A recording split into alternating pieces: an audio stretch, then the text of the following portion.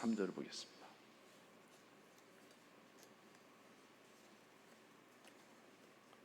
열왕기하 제22장 8절에서 13절 말씀입니다.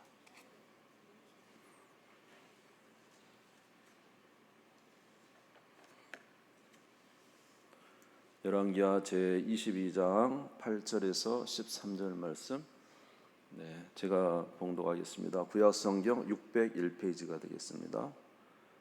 대제사장 힐기야가 서기관 사반에게 이르되 내가 여호와의 성전에서 율법책을 발견하였노라 하고 힐기야가 그 책을 사반에게 주니 사반이 읽으니라. 서기관 사반이 왕에게 돌아가서 보고하여 이르되 왕의 신복들이 성전에서 찾아낸 돈을 쏟아 여호와의 성전을 맡은 감독자의 손에 맡겼나이다 하고 또 서기관 사반이 왕에게 말하여 이르되 제사장 힐기야가 내게 책을 주더이다 하고 사반이 왕의 앞에서 읽으매 왕이 율법책의 말을 듣자 곧 그의 옷을 찢으니라. 왕이 제사장 힐기야와 사반의 아들 아히감과 미가야의 아들 악볼과 서기관 사반과 왕의 시종 아사야에게 명령하여 이르되 너희는 가서 나와 백성과 온 유다를 위하여 이 발견한 책의 말씀에 대하여 여호와께 물으라. 우리 조상들이 이 책의 말씀을 듣지 아니하며 이 책에 우리를 위하여 기록된 모든 것을 행하지 아니하였으므로 여호와께서 우리에게 내리신 진노가 크도다. 아멘, 아멘. 네,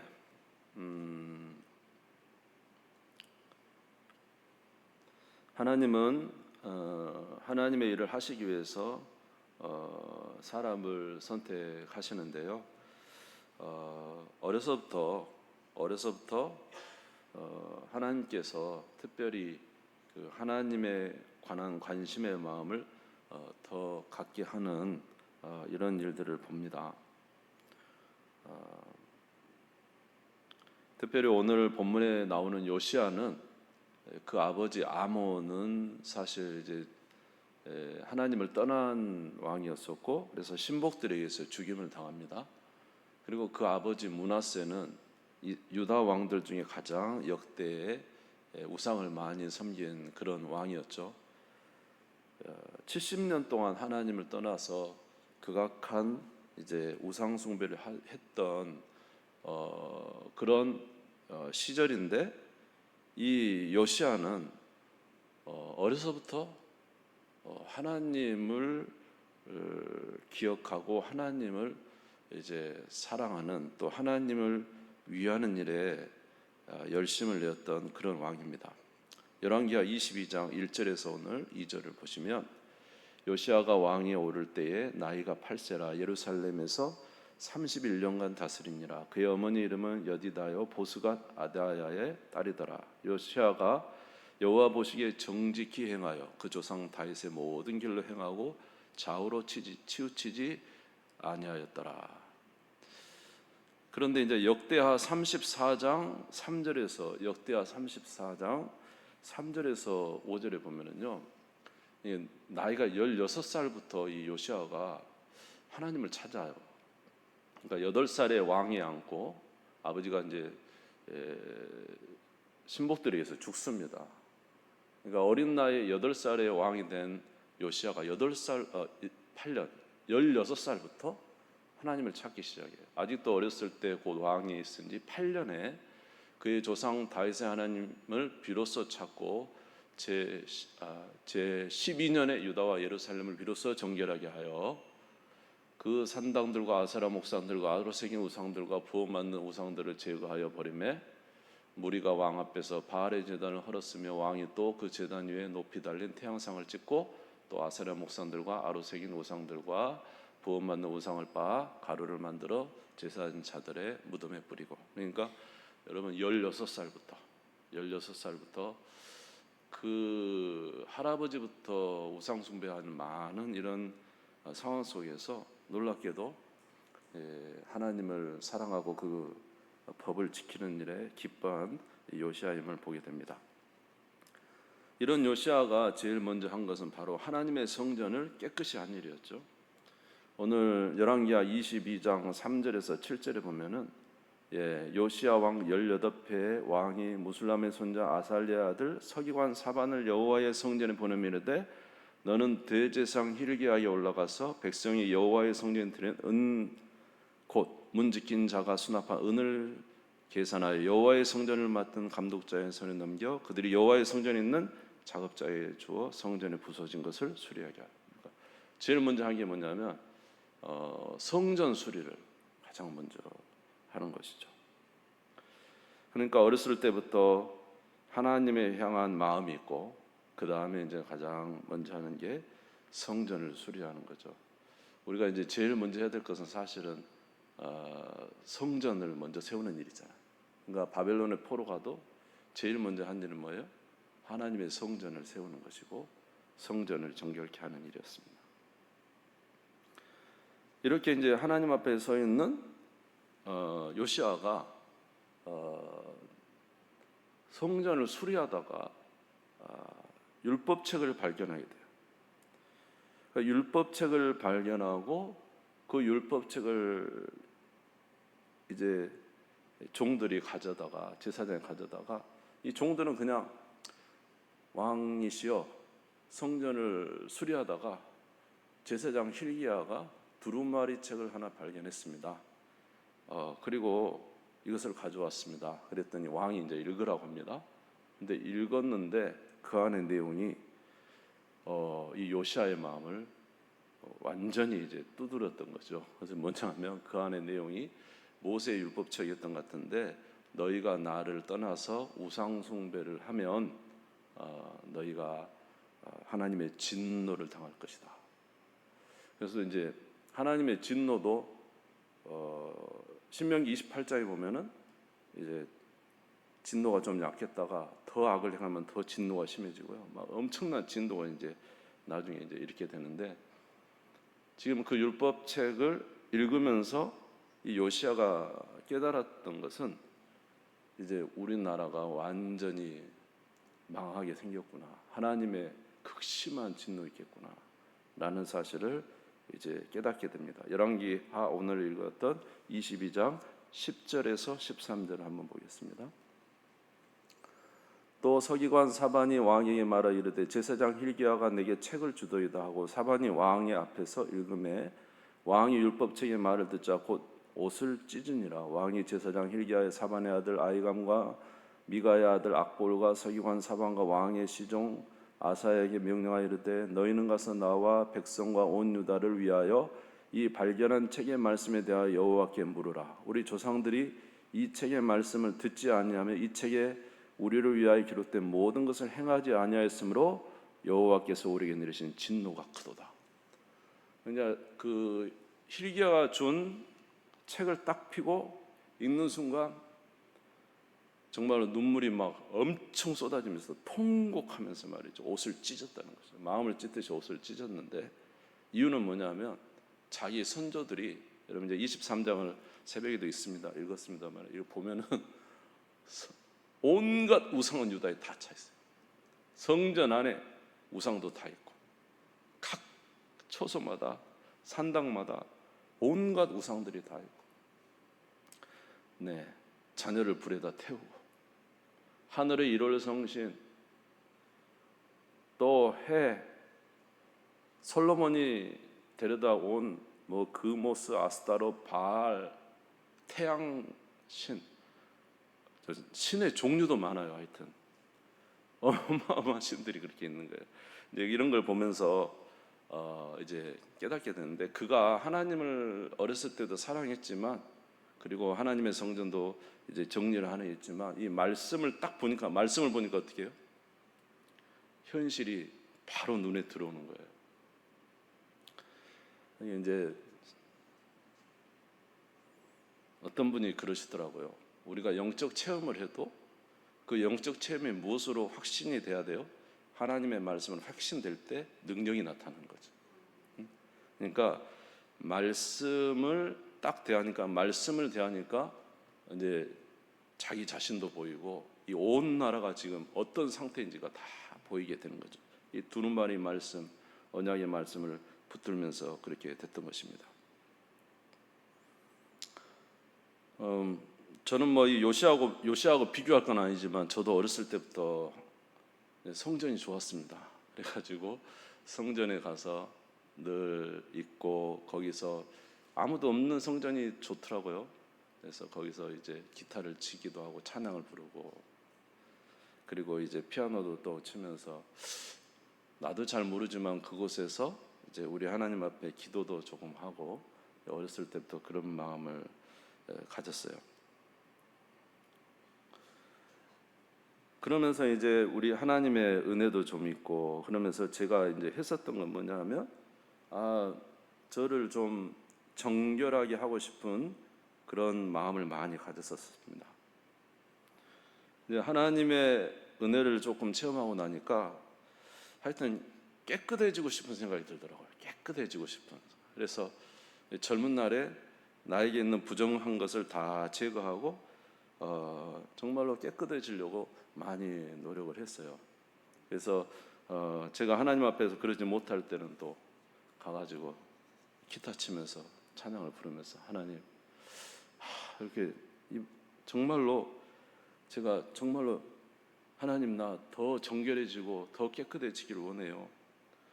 그냥 한 번도 죄를 짓지 않아요. 그러니까 죄를 더 이상 짓지 않냐고, 그렇게 살고 싶어요 라는 마음이 제 마음에 있었어요. 그래서 이제 늘 그렇게 그걸 추구하고 사는데, 놀랍게도 그걸 추구하면 추구할수록 어떻게 되냐면 더 죄에 빠지는 것을 느껴요. 그리고 그렇게 추구했다가도 또 연약해지면은 얼마나 고통스러운지 몰라요. 진짜 너무너무 고통스러워요. 아침부터 저녁까지 하나도 희망이 없어요. 너무 고통스럽고 힘들어요. 그래서 이제 하나님, 왜 저는 주님 앞에서 깨끗해지고 싶은데 이렇게 깨끗하게 잘 안 됩니까? 이런 이제 늘 생각을 가지고 있는데, 성경을 읽다 보니까 성경에 뭐라고 되어 있냐면, 너는 죄인으로 태어났다, 이렇게 말씀하신 거예요. 뭘로 태어났다고요? 태어날 때부터 너는 네가 의인인데 죄를 짓는 게 아니고, 네가 깨끗한데 죄를 짓는 게 아니고, 네가 깨끗한데 연약해서 죄를 짓는 게 아니고, 너는 태어날 때부터 통째로 뭐다? 죄인이다. 그러고 보니까 내 안에서 나오는 모든 게 다 악한 것이더라고요.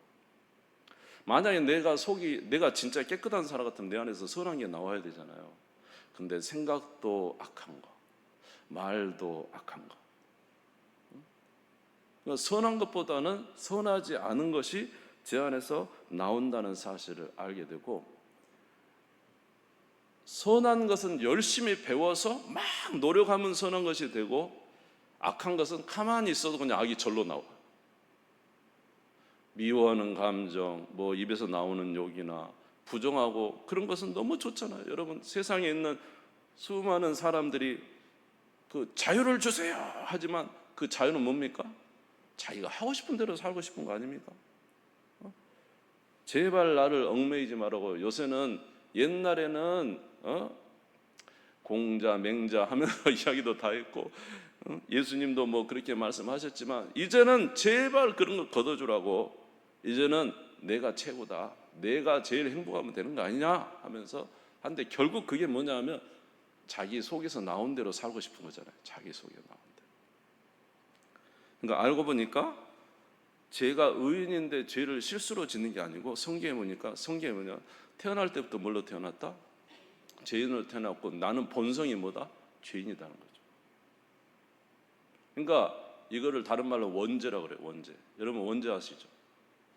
아담과 하와의 후손, 죄인과 죄인이 만나서 결혼해서 자녀를 낳으면 뭐가 나와요? 죄인이 나오고.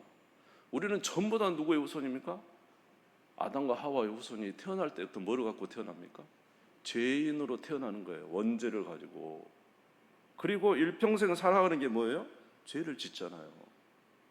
그래서 나이를 많이 드시면 죄가 더 많아요.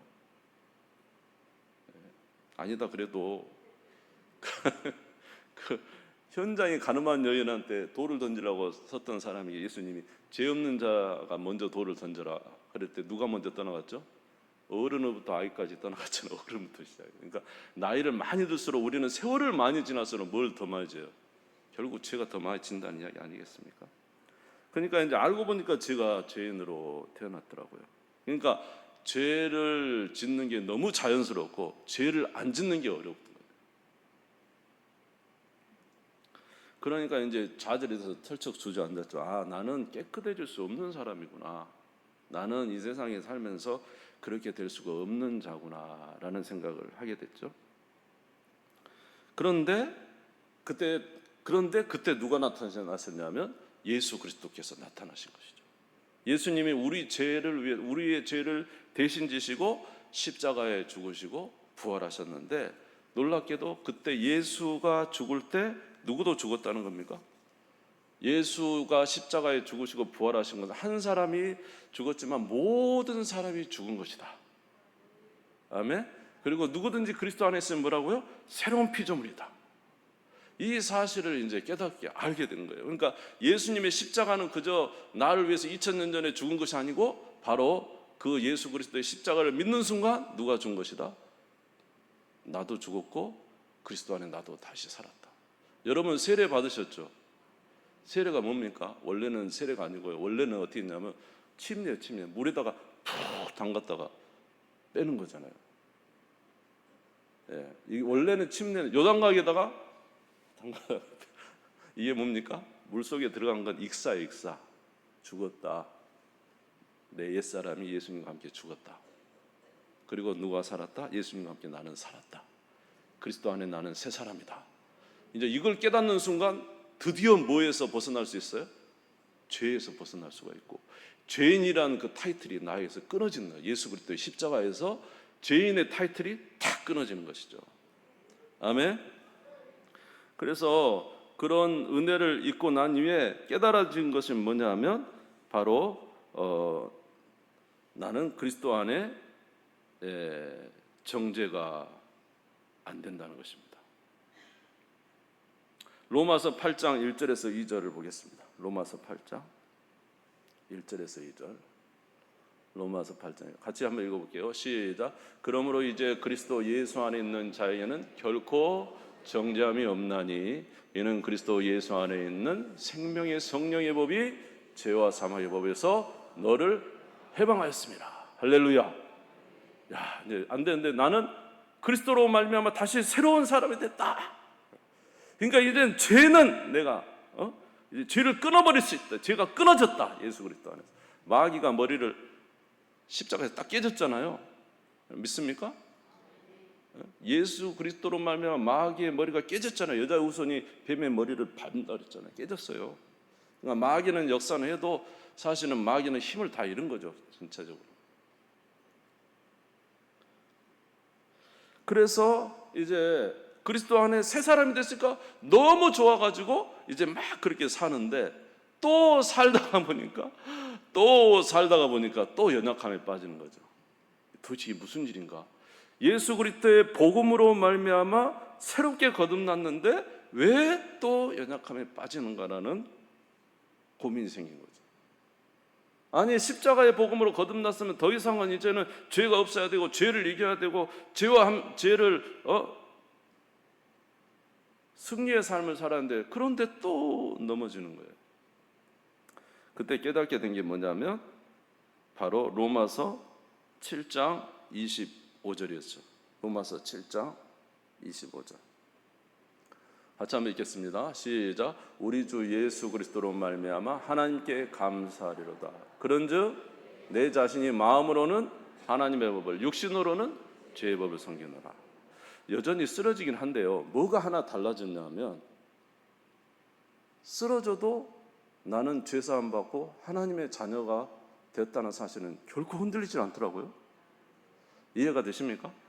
이게 넘어지긴 해요, 때때로. 근데 넘어져도 예수님이 나의 죄를 위해서 대속의 죽음을 완전히 죽으셨고, 그리고 나는 이제 여전히 누구의 자녀예요? 하나님의 자녀고, 지금 쓰러졌지만 회개하는 거죠. 하나님 잘못했습니다. 저를 도와주십시오. 이제 다시 시작하겠습니다. 그리스도 예수 안에 있는 자는 결코 뭐가 없다? 정죄함이 없다. 그리고 로마서 8장 31절에서 34절에 보니까 로마서 8장 31절에서 34절에 보니까 이런 말씀이 있어요. 같이 읽어보죠. 시작. 그런즉 이 일에 대하여 우리가 무슨 말을 하리요? 만일 하나님이 우리를 위하시면 누가 우리를 대적하리요? 자기 아들을 아끼지 아니하시고 우리 모든 사람을 위하여 내주시니가 어찌 그 아들과 함께 모든 것을 우리에게 주시지 아니하겠느냐? 누가 능히 하나님께서 택하신 자들을 고발하리요? 의롭다 하신 이는 하나님이시니 누가 정죄하리요? 죽으실 뿐 아니라 다시 살아나신 이는 그리스도 예수시니 그는 하나님이 우편에 계신 자요 우리를 위하여 간구하시는 자시니라. 여러분, 하나님이 그 아들 예수 그리스도로 이 땅에 우리를 위하여 속죄하신 사실은 영단번에 우리의 모든 죄를 다 속한 것입니다. 믿습니까? 예수 그리스도께서 우리에게 속죄한 그것은 저뿐만 아니라 여러분 온 세상 인류의 모든 죄를 다 지신 것입니다. 아멘. 영원히 단번에 모든 일을 이루신 것입니다. 그러니까 예수 그리스도를 믿을 때 우리는 더 이상의 정죄함이 없다. 하나님의 자녀의 자리가 박탈되지 않는다. 그런데 쓰러지면 고통스럽죠. 그러니까 뭐 해야 돼요? 회개해야 돼요. 그러니까 마음으로는 무슨 법? 하나님의 법. 육신은 뭐예요? 몸으로는 육신의 법을 따르고 있지만 그러나 이제 내 마음속에 계신 예수 그리스도로 다시 회개하고 일어납니다. 그리고 다시 시작합니다.